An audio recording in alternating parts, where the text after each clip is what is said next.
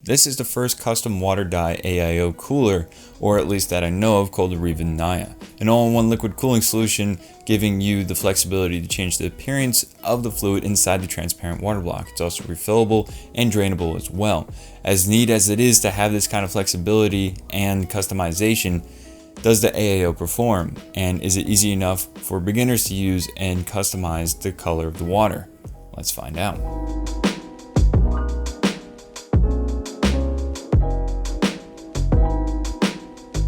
Hey, what's going on, guys? My name is JD from JDTechGear and welcome back to the channel. So today's going to be pretty interesting with the introduction of this AIO. I'm going to walk you through the process of inserting the dye, the installation process, and what kind of performance we're looking at.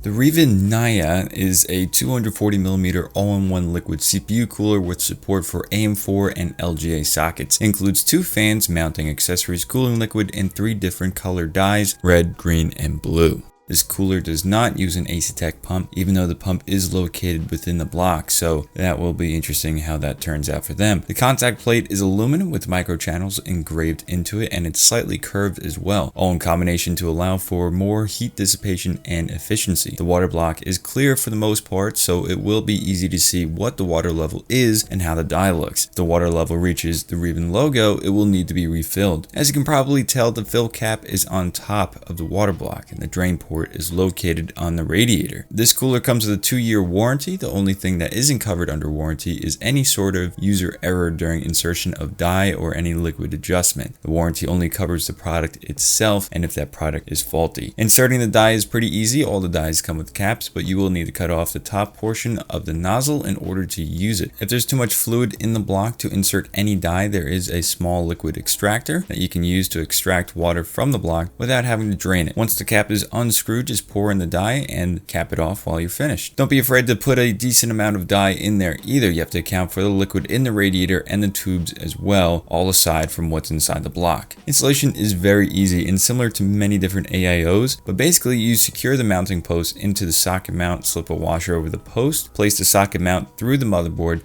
place the cylindrical spacers on with the flat side facing down, place the mounting frame onto the post, screw down the frame with the screw caps, and screw on the water block onto the frame. The installation process for LGA 1150 type sockets is the same for the other types of sockets. From an aesthetic standpoint, I think this cooler looks really good, except for the tubing. It's not terrible, but I wish it was sleeved instead. It's just more aesthetically pleasing for me. The fans are okay. They're basic looking, but they're just the standard black aesthetic fans. The water block itself is my favorite piece. Of course, the reflective metallic finish on the front of the block looks so good in so many ways. The way it reflects light is eye-catching itself. The block illuminates with a white LED, enhancing the color of the liquid inside the block and really shows it off in a pleasing way. Even though the fans are a bit boring in the aesthetic department and I prefer the tubes to be sleeved, this cooler does look really good overall in my opinion. Now for the juicy details, how does this perform? For testing, as usual, I'm using AIO with the 8600K clocked at 4.8 GHz, which produces plenty of heat. Since this is a water cooler, I run the stress test well over an hour to ensure the liquid reaches its heat capacity. And lastly, temperature measurement will be the difference in room temperature from the CPU package temperature, also known as delta T over ambient. To my surprise, this is the best performing cooler in terms of temperature that I have on board with me. At a stock fan curve, it runs 31.8 C over room temperature, and at a max fan speed, runs slightly cooler at 30.4 C. These are the best temps I have on board. Surely there are better performing coolers out there, but there are some outstanding coolers on this list that the Reeven Naia has beat. In terms of noise reduction at a stock fan curve, this total system noise was around 43.6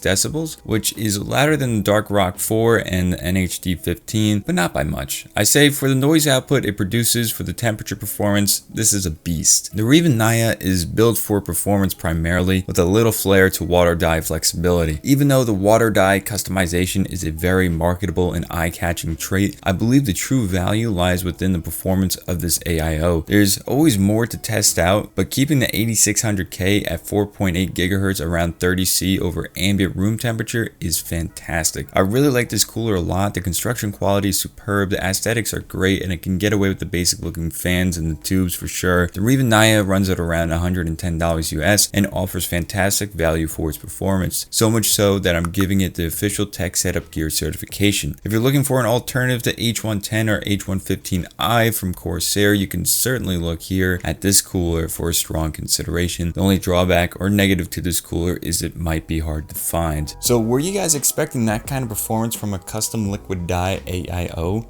At least that caught me a little bit by surprise. So let me know what you guys want to see more of from the channel, and if you're new here and you want to see more content like this, consider subscribing and checking out the rest of the channel. Thank you all for watching. I'll catch you guys in the next one.